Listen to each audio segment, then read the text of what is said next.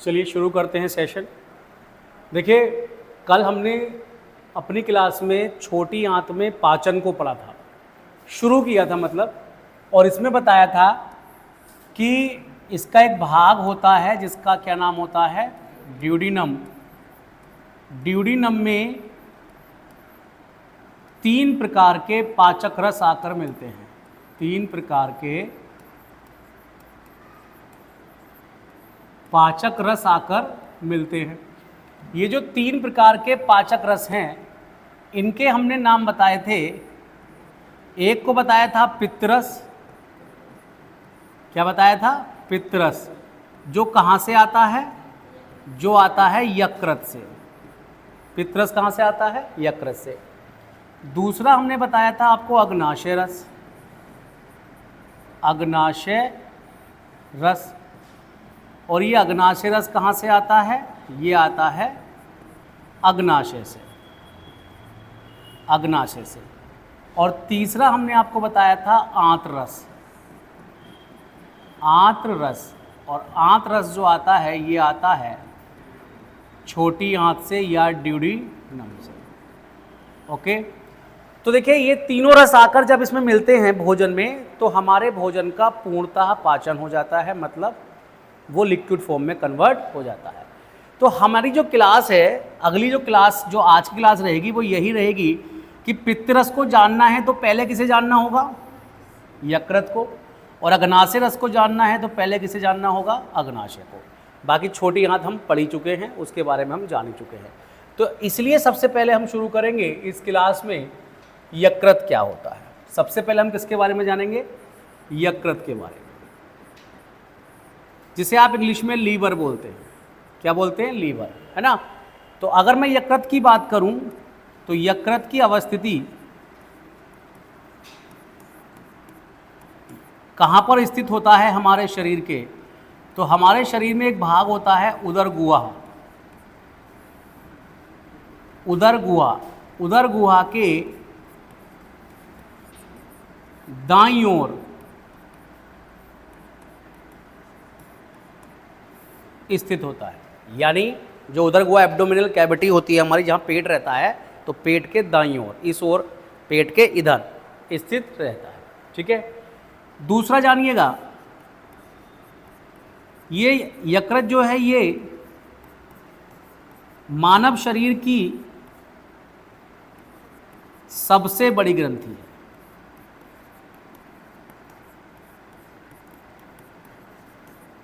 मानव शरीर की सबसे बड़ी ग्रंथि है यकृत। मानव शरीर की सबसे बड़ी ग्रंथि है। ठीक। इसके बारे में इंपॉर्टेंट जो चीज होती है,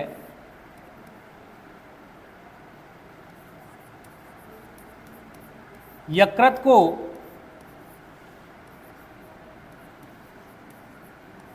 मानव शरीर की प्रयोगशाला कहा जाता है।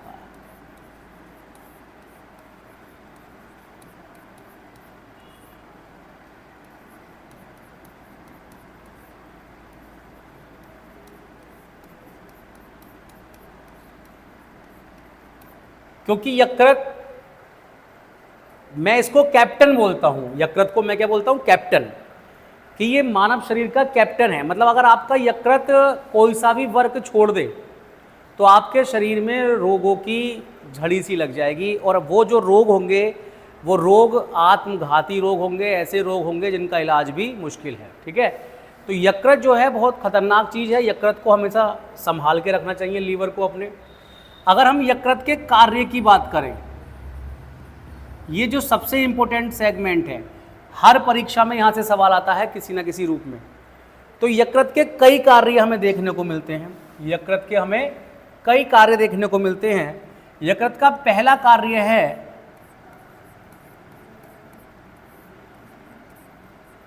पित्त रस का निर्माण करना,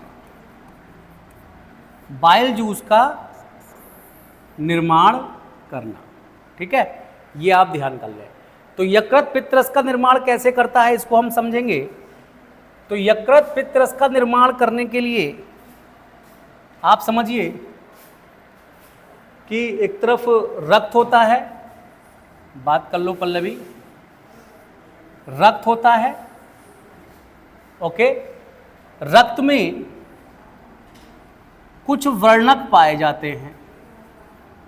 वर्णक का मतलब हो गया जो रक्त को रंग प्रदान करते हैं। ये वर्णक दो तरीके के होते हैं। एक होता है पीला रंग देने वाला वर्णक, पीला रंग देने वाला वर्णक। एक होता है लाल रक्त देने वाला वर्णक। यानी हमारे ब्लड में कुछ दो प्रकार के वर्णक पाए जाते हैं। वर्णक जो कलर देते हैं, रंग। पीला रंग देने वाला जो वर्णक होता है उसको हम बिलीरुबिन कहते हैं। बिलीरुबिन कहते हैं। बिलीरुबिन एक ऐसा वर्णक है जो कैसा रंग देता है? पीला रंग देता है।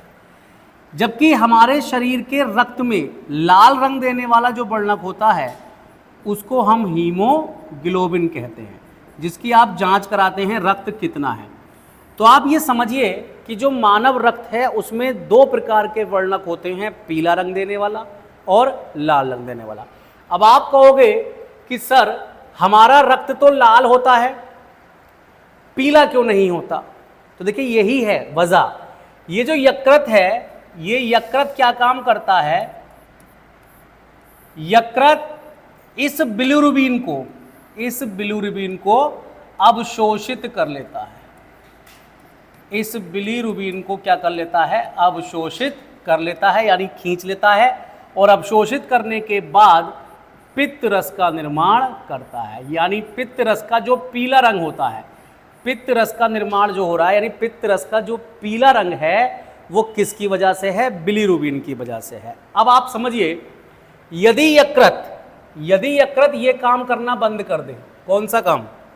बिलीरुबिन को रक्त से अवशोषित करना बंद कर दे, तो आपके रक्त में बिलीरुबिन की मात्रा अधिक हो जाएगी और आपका रक्त का रंग कैसा हो जाएगा? पीला हो जाएगा। और इसी रोग को पीलिया कहा जाता है।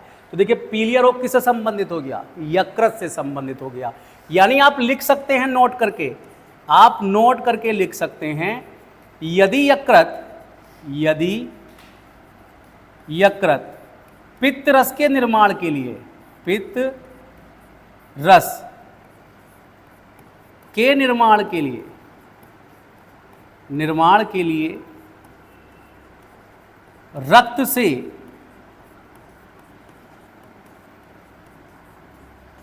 बिलीरुबिन नामक वर्णक लेना बंद कर दे,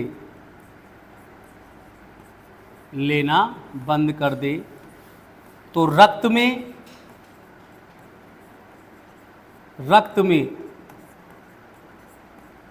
बिलीरुबिन की मात्रा, तो रक्त में बिलीरुबिन की मात्रा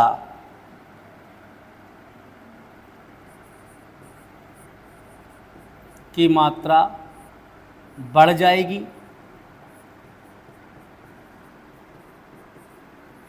और रक्त का रंग पीला हो जाएगा। इस रोग को ही आप क्या बोलते हैं? पीलिया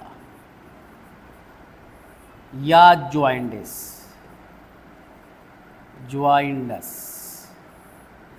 ये आप ध्यान कर लीजिएगा कि पीलिया रोग का संबंध सीधे तौर पर किसके साथ है? यकृत के साथ है। किसके साथ है? यकृत के साथ है। ये आप ध्यान कर लीजिएगा। देखिए ये आपके सामने पूरी चीज़ मैंने बता दी कि जो यकृत का कार्य है, यकृत का पहला कार्य हमने पढ़ा पित्त रस का निर्माण करना। यकृत का पहला कार्य है पित्त रस का निर्माण करना। ये पित्त रस यकृत कैसे निर्माण करता है इसको आप समझेंगे तो देखेंगे कि पित्त रस के निर्माण में यकृत को हमारे शरीर से बहुत सारे हमारे शरीर से बहुत सारे लवण चाहिए होते हैं और बहुत सारे वर्णक चाहिए होते हैं। ऐसा ही एक वर्णक हमारे रक्त में पाया जाता है जिसको बिलीरुबिन कहते हैं। बिलीरुबिन वर्णक रक्त में पाया जाता है और ये पीले रंग को दर्शाता है या पीला रंग देता है। इसी बिलीरुबिन को यकृत हमारे शरीर से अब्जॉर्ब करके पित्तरस का निर्माण करता है, जिस वजह से पित्तरस का रंग पीला हो जाता है। और चूंकि हमारे रक्त से ये निकल गया और बचा कौन सा, हीमोग्लोबिन, तो हमारे रक्त का रंग कैसा रह जाता है, लाल रह जाता है। क्योंकि हीमोग्लोबिन जो है वो लाल रक्त देने वाला वर्णक है। और हमारे आपको क्वेश्चन आता भी होगा कि जो हमारा मानव रक्त है, मानव रक्त का रंग लाल किसकी वजह से होता है, तो आपका आंसर क्या हो जाएगा, हीमोग्लोबिन की वजह से होता है। बात समझ में आई। तो अब यहां पर मैंने आपको बताया कि ये जो यकृत ये जो पूरी प्रक्रिया कर रहा है, इस पूरी प्रक्रिया से हमें फायदा क्या है। हमें फायदा ये है कि एक तो पित्तरस का निर्माण कर रहा है। पित्तरस क्या है, अभी जस्ट जानेंगे पित्तरस से हमें क्या फायदा है। दूसरा फायदा जो मैंने बता दिया कि बिलीरुबिन को यदि यकृत लेना बंद कर दे तो हमारे रक्त में बिलीरुबिन की मात्रा बढ़ जाएगी। अब जब बिलीरुबिन की मात्रा रक्त में बढ़ जाएगी तो रक्त का रंग कैसा हो जाएगा, पीला हो जाएगा, जिस रोग को आप पीलिया कह देते हो। तो पीलिया जो रोग है, जॉन्डिस जो रोग है, वो वास्तव में कब होता है, वो तब होता है जब आपके रक्त में बिलीरुबिन वर्णक की मात्रा बढ़ जाए। ठीक है, और वो कब बढ़ेगी, जब यकृत इसको लेना बंद कर देगा। ठीक है, तो ये आप उतार लिया होगा आपने। अब देखिए इसके आगे बढ़ते हैं। अब यहीं से एक चीज निकल कर आती है, एक तो फायदा ये हो गया, दूसरा बात हो गई कि ये जो पित्तरस है जिसको बाइल जूस कहते हैं, इंग्लिश में क्या बोलते हैं इसको, बाइल जूस। ये पित्तरस पीले रंग का द्रव होता है, पीले रंग का द्रव है। ठीक, इसकी जो प्रकृति है वो क्षारीय है, यानी इसकी जो नेचर है वो कैसा होता है, क्षारीय प्रकृति का होता है। अब क्षारीय प्रकृति का होने का मतलब इसका पीएच 7 से ज़्यादा होगा, तो इसका जो पीएच वैल्यू होती है वो 7.8 से 8.8 तक होती है, यानी ये इसकी पीएच वैल्यू होती है, क्षारीय होता है। दूसरा जानिएगा, पित्तरस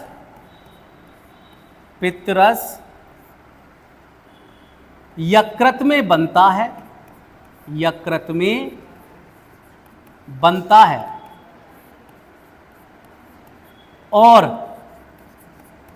और पित्ताशय में, जिसे आप गॉल ब्लैडर कहते हैं, पित्ताशय में संचित होता है। पित्ताशय में संचित होता है, यानी आपने देखा कि यकृत में तो इसका निर्माण हो रहा है, लेकिन इसका स्टोरेज कहाँ होगा, गॉल ब्लैडर में, पित्ताशय में होगा।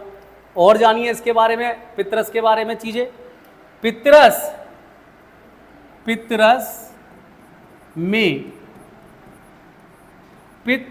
में कोई पाचक एंजाइम नहीं होता है, पाचक एंजाइम नहीं होते हैं।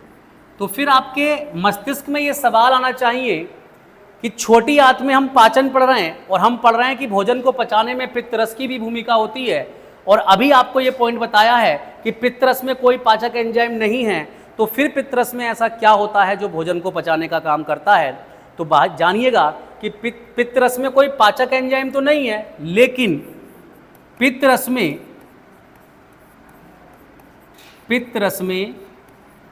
सोडियम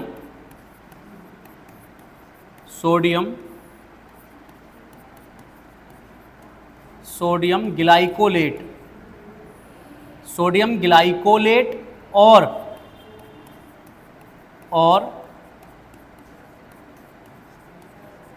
सोडियम टारकोलेट, सोडियम ग्लाइकोलेट और सोडियम टारकोलेट जैसे खनिज लवण पाए जाते हैं, जैसे खनिज लवण पाए, या इसको आप लवण ही कर लें, ज़्यादा बेहतर रहेगा, जैसे लवण पाए जाते हैं, जैसे लवण पाए जाते हैं। अब ये जो दो नाम आपको याद रखने हैं पित्तरस में, भाई पित्तरस में कोई पाचक एंजाइम नहीं है, लेकिन पित्तरस में दो चीज़ें आपको मैंने बता दी, एक तो सोडियम ग्लाइकोलेट है और एक सोडियम टारकोलेट है। तो ये जो सोडियम ग्लाइकोलेट है और ये जो सोडियम टारकोलेट है, दो नाम मैं लिखता हूं यहां पर, सोडियम ग्लाइकोलेट पित्तरस में पाया जाने वाला लवण है, और सोडियम टारकोलेट ये भी पित्तरस में पाया जाने वाला एक लवण है। ये दोनों लवण क्या कर रहे हैं, ये भोजन में आई, अच्छा एक मिनट समझिएगा, ये दोनों लवण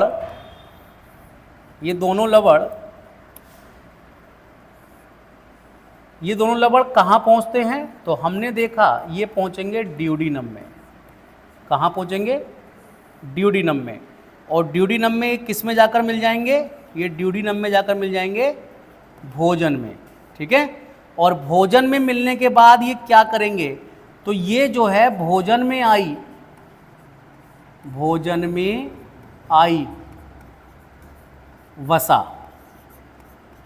वसा का इमल्सीकरण का मतलब होता है वसा का छोटी छोटी वसा को छोटी छोटी बूंदों में तोड़ना। वसा को छोटी छोटी बूंदों में तोड़ना वसा का इमल्सीकरण कहलाता है। जो कौन कर रहे हैं, जो कर रहा है सोडियम ग्लाइकोलेट और सोडियम टारकोलेट। और सोडियम ग्लाइकोलेट और सोडियम टारकोलेट ये कहाँ पाए जा रहे हैं जी, ये पाए जा रहे हैं पित्तरस में। कहाँ पाए जा रहे हैं, पित्तरस में पाए जा रहे हैं, ठीक है। अब देखिए ये जो पित्तरस है, मैं इसको आपसे सवाल बनता है कि ये किस चीज़ से जुड़ा हुआ होता है, तो एक रेखा चित्र या एक चित्र बनाता हूँ मैं आपको, ये चित्र आपको समझना होगा, ये आप समझिएगा चित्र।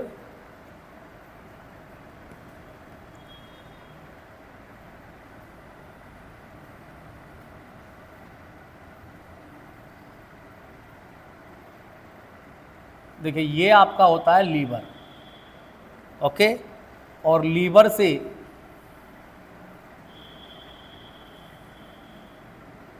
जुड़ा हुआ होता है पित्ताशय, ठीक। और आप इसके आगे समझेंगे, ये पित्ताशय ये जुड़ा हुआ होता है किससे जी, किससे, ड्यूडिनम से। अब आप समझिएगा, मैं नाम लिख देता हूँ। ये तो हो गया आपका यकृत,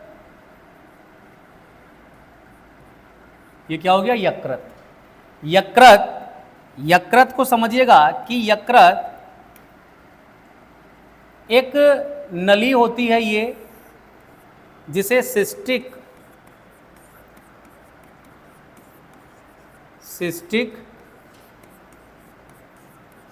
वाहिका बोलते हैं, या सिस्ट वाहिका।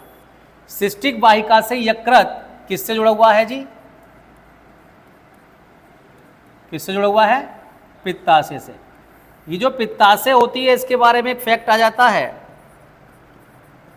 ये नाशपाती के आकार की संरचना होती है। पित्ताशय जो है वो नाशपाती के आकार की संरचना होती है, जो सिस्टिक वाहिका द्वारा यकृत से जुड़ी रहती है।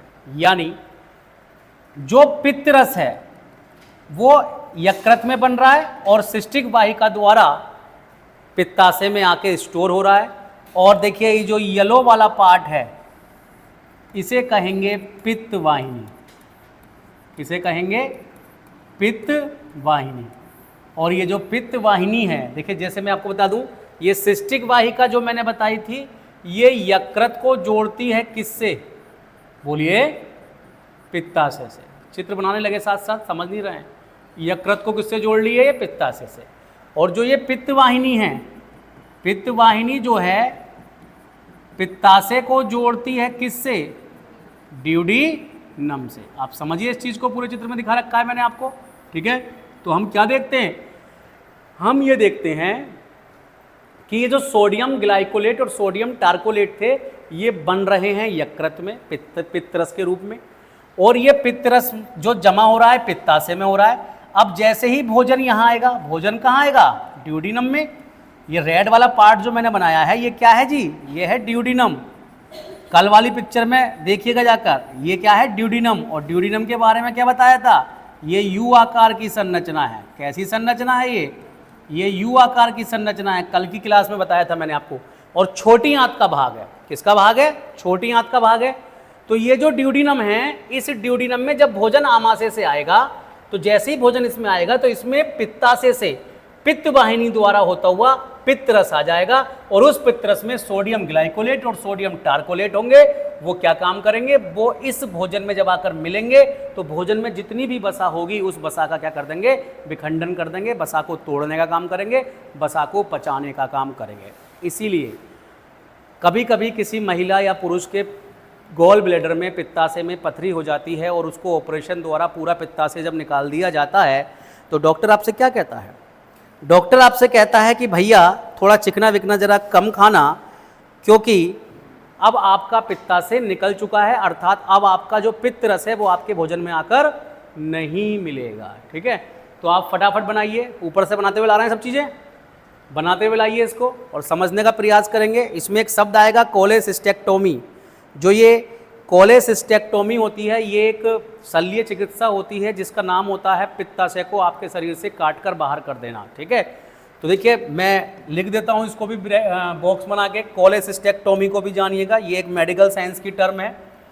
कोलेसिस्टेक्टोमी, देखिए सिस्टिक वाहिका को काटकर अलग कर देना। तो कोलेसिस्टेक्टोमी का मतलब हो गया ऑपरेशन द्वारा पित्ताशय को काट कर शरीर से अलग कर देना, ये बॉक्स में चीज़ है, ये भी आप लिख लेंगे। ठीक है, तो इस प्रकार हमने ये सीखा कि जो पित्तरस है उसका निर्माण यकृत में होता है, वो संचित पित्ताशय में होता है। ठीक है, और ये जो पित्तरस होता है इसमें कोई भी पाचक एंजाइम नहीं पाया जाता है। इसमें सोडियम ग्लाइकोलेट और सोडियम टार्कोलेट नामक लवण होते हैं जो भोजन में आई हुई वसा को छोटी छोटी बूंदों में तोड़ देते हैं। इसको वसा का इमल्सीकरण कहा जाता है, अर्थात पित्तरस का हमारी पाचन क्रिया में जो योगदान है वो योगदान ये है कि पित्तरस हमारी भोजन में आई हुई वसा का पाचन करने में सहायक होता है। तो इतनी जानकारी आपको थी यकृत के पहले कार्य से। यकृत का पहला कार्य हमने पढ़ा पित्तरस का निर्माण करना है। ठीक है, इसी चीज़ को हम आगे बढ़ाते हैं, ये आपने उतार लिया होगा, इसी चीज़ को आप आगे बढ़ाइएगा। यानी हम जो पढ़ रहे हैं यकृत के कार्य। यकृत जिसे मैं अपनी भाषा में हमारे शरीर का कैप्टन कहता हूँ, संचालित करता है सारी गतिविधियों को।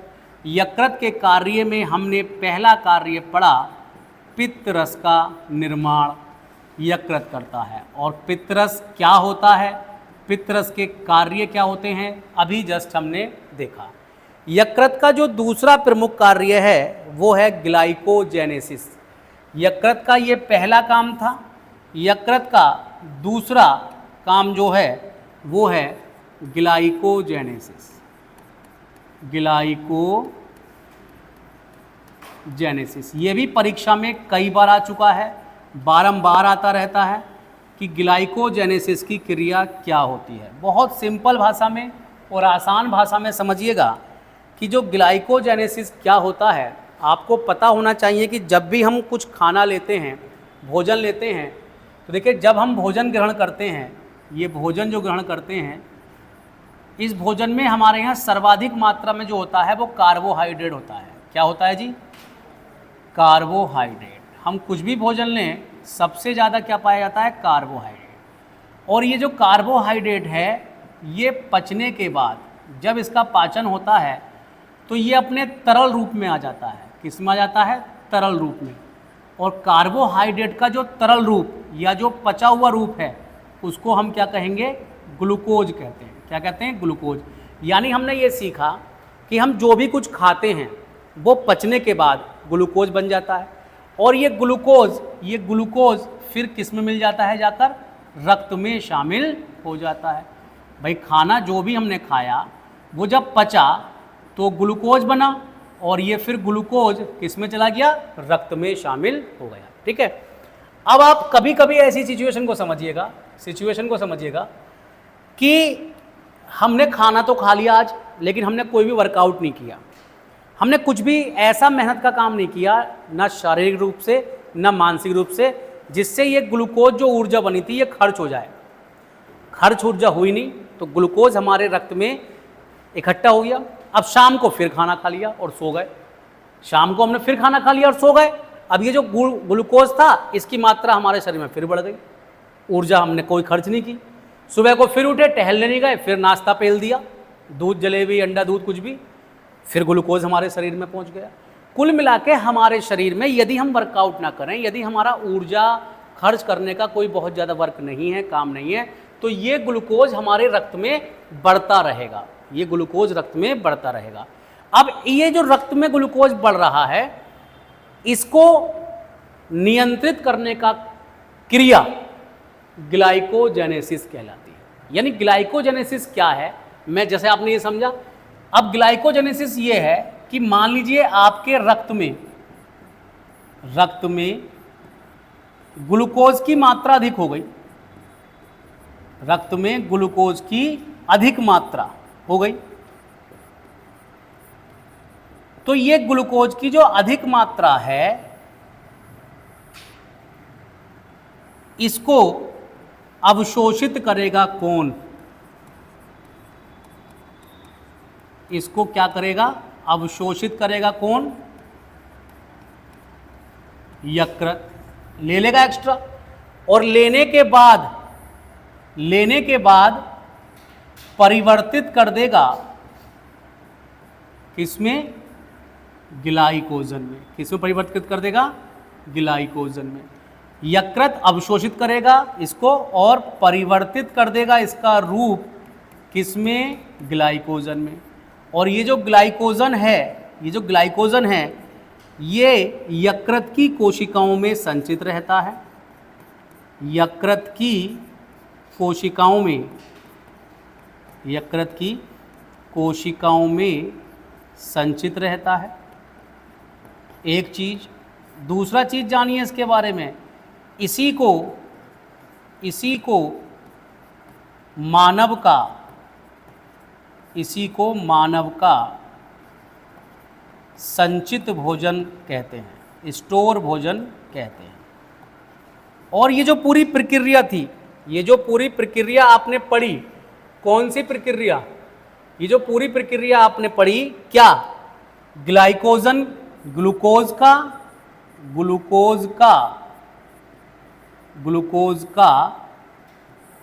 ग्लाइकोजन में बदलना, ग्लूकोज का ग्लाइकोजन में बदलना ही कहलाएगा ग्लाइकोजेनेसिस कहलाएगा।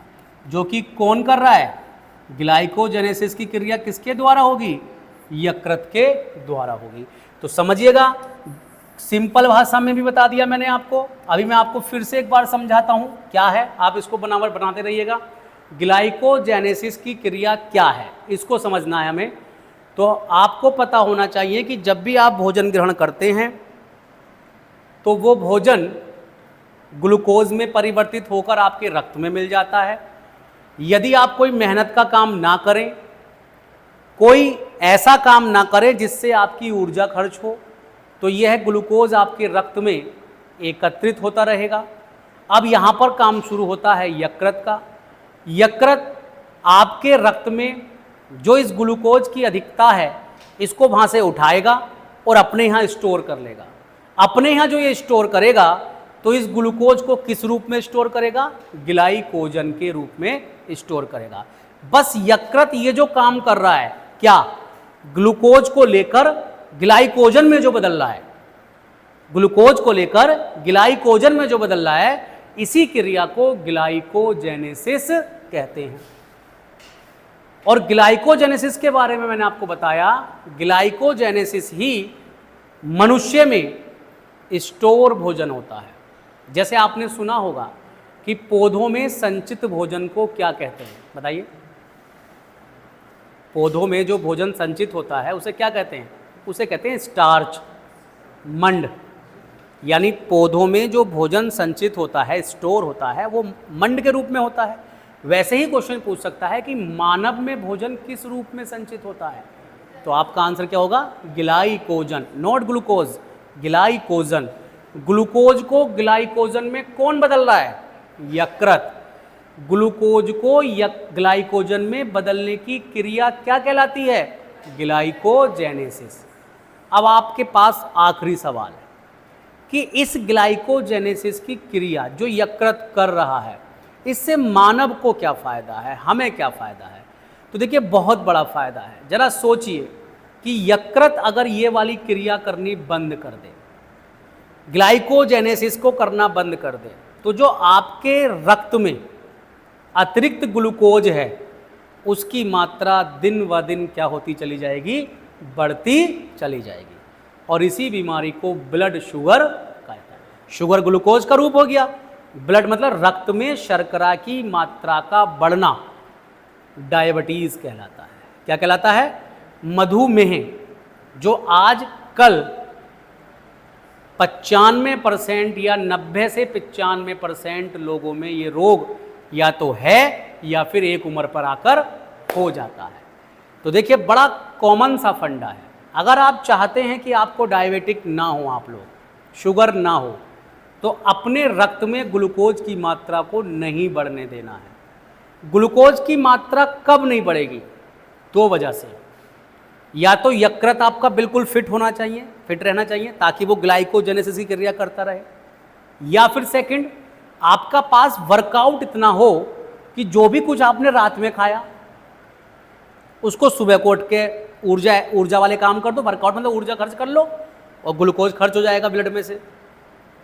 दोपहर का खाया तो शाम को वर्कआउट कर लो, टहल लो, कुछ भी कर लो, तो उससे क्या होगा कि आपका ब्लड में अतिरिक्त ग्लूकोज रहेगा ही नहीं। और जब ब्लड में अतिरिक्त ग्लूकोज नहीं रहेगा तो आपको ब्लड शुगर भी कभी नहीं होगा। बहुत सिंपल सा फंडा है। तो इसको भी लिख लेते हैं कि क्या फ़ायदा है। तो देखिए, इसको मैं आगे लिख देता हूँ, यहाँ पे नोट करके लिख देता हूँ। यदि लिख लें साथ साथ, यदि यकृत ग्लाइकोजेनेसिस की क्रिया को करना बंद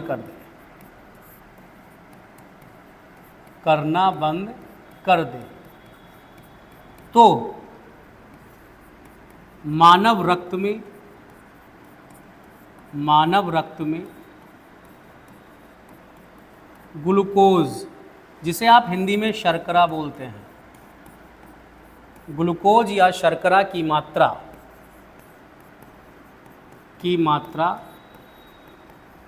बढ़ जाएगी। और जब ऐसा होगा तो यही रोग मधुमेह या डायबिटीज़ कहलाएगा, जिसे आप शुगर कहते हैं बहुत कॉमन सी भाषा में, ठीक है। तो ब्लड शुगर कैसे होती है आप समझिएगा, यकृत पर निर्भर करती है, आप पर निर्भर करती है। और देखिए दोनों चीज़ें जुड़ी हुई हैं। अगर आप व्यायाम कर रहे हैं, आप वर्कआउट कर रहे हैं, तो आपका यकृत भी सही रहेगा, और यकृत जितना सही रहेगा उतना ग्लाइकोजेनेसिस सही रहेगा, ठीक है। तो यकृत डैमेज नहीं हो चाहिए, इसीलिए आप देख रहे हैं यकृत जो है वो ज़्यादा प्रभावित होता है नशीली चीज़ों से। नशीली दवाई खाइए आप या अल्कोहल ज़्यादा लीजिए तो यकृत पे दुष्प्रभाव पड़ता है, और इसीलिए जो ज़्यादा वाइन वगैरह का सेवन करते हैं अपनी जवानी में, तो एक एज आने के बाद उनको डायबिटिक होना बड़ा लाजमी हो जाता है। बहुत नॉर्मल सी बात है, क्योंकि वो वर्कआउट पे भी ध्यान नहीं दे पाते, है ना। तो इस चीज़ को आप समझिएगा। तो ये हमने आपकी क्रिया बताई दूसरी, यकृत का कार्य बताया दूसरा। अब यकृत का एक तीसरा कार्य है, यकृत का एक तीसरा कार्य है, ये था ग्लाइकोजेनेसिस। यकृत का एक तीसरा कार्य है ग्लाइकोजिनेलाइसिस।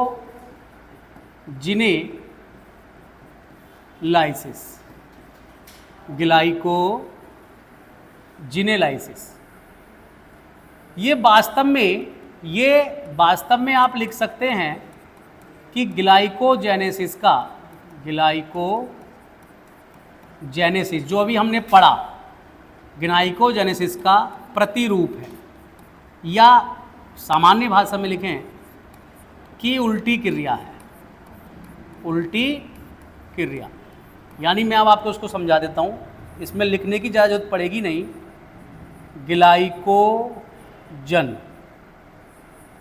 ग्लाइकोजन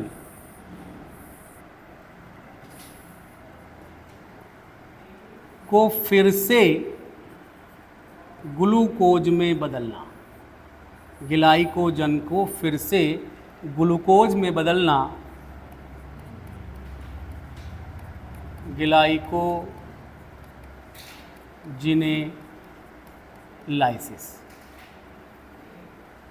कहलाता है। और ये काम भी कौन करेगा हमारे शरीर में? यकृत करेगा। कौन करेगा? यकृत। इसको भी मैं समझाता हूँ, बस आप कॉन्सेप्ट समझो कि ग्लाइकोजन को पुनः ग्लूकोज में बदलने की क्रिया क्या कहलाती है? ग्लाइकोजिनेलाइसिस कहलाती है। और इसका मतलब क्या हुआ?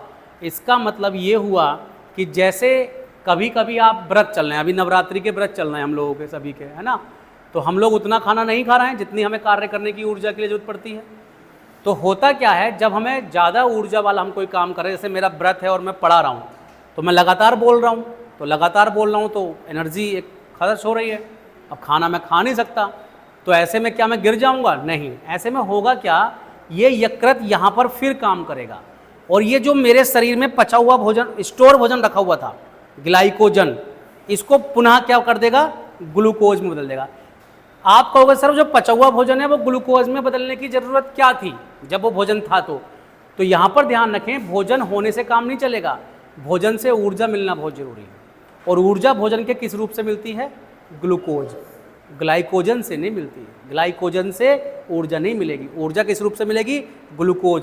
क्योंकि जब आप श्वसन पढ़ेंगे देखेंगे कि ग्लूकोज का ही ऑक्सीडेशन होता है, ऑक्सीजन ग्लूकोज को ही तोड़ती है और ऊर्जा मुक्त करती है, ठीक है।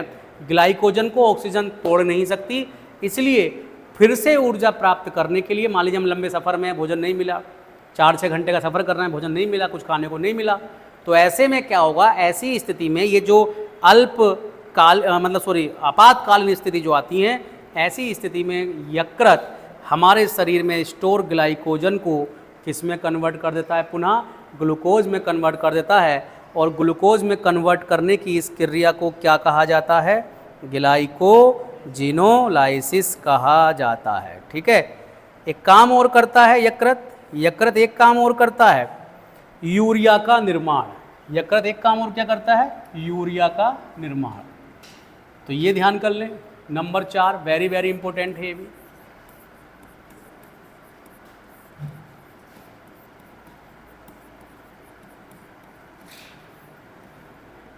यकृत का एक कार्य है यूरिया का निर्माण करना, ठीक है।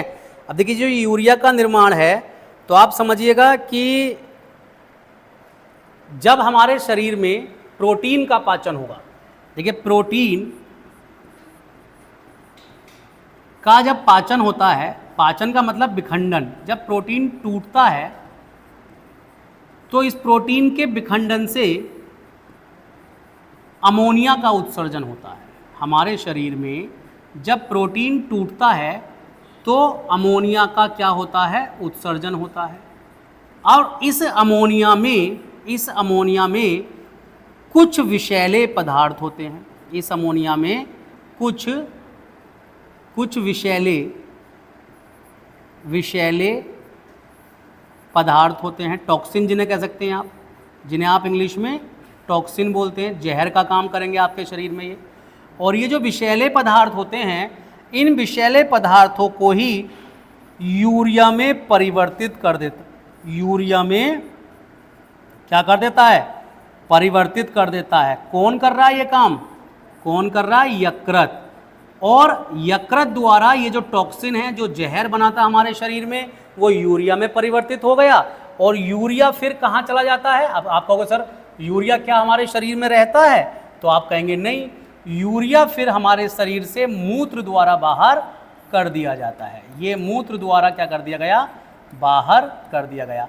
तो मूत्र द्वारा बाहर किया गया यूरिया यकृत द्वारा बनाया था। यदि यकृत ना होता तो ये टॉक्सिन हमारे शरीर में फैलते रहते और हमें विभिन्न प्रकार के रोग पैदा करते रहते। तो आप ये समझ लीजिएगा, प्रोटीन के विखंडन के परिणाम स्वरूप हमारे शरीर में अमोनिया का उत्सर्जन होता है और इस उत्सर्जन में कई सारे विषैले पदार्थ हमारी बॉडी में आ जाते हैं और इन्हीं विषैले पदार्थों को यकृत यूरिया में बदल देता है और ये यूरिया मूत्र के द्वारा हमारे शरीर से बाहर कर दिया जाता है। ये आप समझिएगा, ठीक है। एक और पॉइंट लिख लेंगे, नंबर 5, हिपेरिन नामक पदार्थ,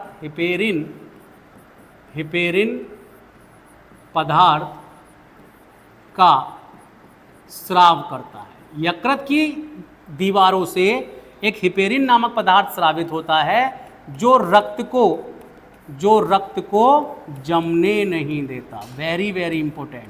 अब ये भी सोचिएगा, अगर हिपेरिन निकलना बंद हो जाए तो आपका रक्त जम जाएगा और जब रक्त जम जाएगा तो आपका भी काम तमाम हो जाएगा। ब्लड अगर मूव नहीं करेगा आपकी बॉडी में, जम गया तो वो भी काम खत्म।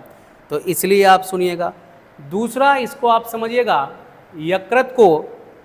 यकृत जो होता है ये आरबीसी, मतलब जो मरी हुई आरबीसी होती है उनको नष्ट करने का भी काम करता है।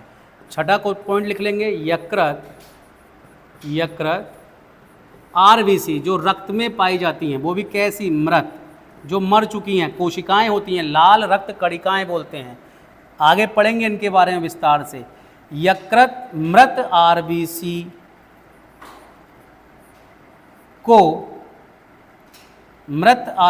को या सॉरी मृत मत लिखिए, यहाँ पर लिखिएगा जो इन्फेक्टेड है, संक्रमक जिनमें कुछ रोग वगैरह लग गया है, को मारने का भी या को नष्ट करने का भी काम करता है, को नष्ट करने का काम करता है।